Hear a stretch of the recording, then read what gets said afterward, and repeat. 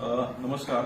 1 August 2024 रोजी supreme कोर्टाच्या निर्णयानुसार भारतामध्ये अनेक राज्यांमध्ये आरक्षण उपवर्गीकरण लागू झालेलं आहे. महाराष्ट्रातही ती प्रक्रिया या सरकारने चालू केली आणि बदर समितीने त्यांचा अहवाल नुकताच सादर केला आहे आणि त्याविषयीचे आक्षेप या महिन्याच्या 30 तारखेपर्यंत सगळेच जण नोंदवत आहेत. तरी मी या सरकारला विनंती करणार आहे की आरक्षण उपवर्गीकरण लागू झालंच पाहिजे, परंतु जोपर्यंत हे आरक्षण उपवर्गीकरण लागू होत नाही तोपर्यंत महाराष्ट्रात कुठल्याही स्वरूपाची मेगा भरती करू नये ही माझी सरकारला विनंती आहे. गेल्या अनेक वर्षापासून आरक्षणाचं वर्गीकरण व्हावं अशी मागणी जोर धरत होती.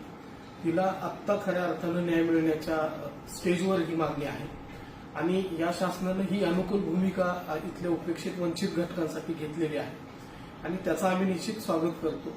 परंतु याच कंडिशनमध्ये काही लोक याच्यामध्ये अफवा पसरवत आहेत. सामाजिक ऐक्याचा धोका होईल असं सांगून अफवा पसरवत आहेत.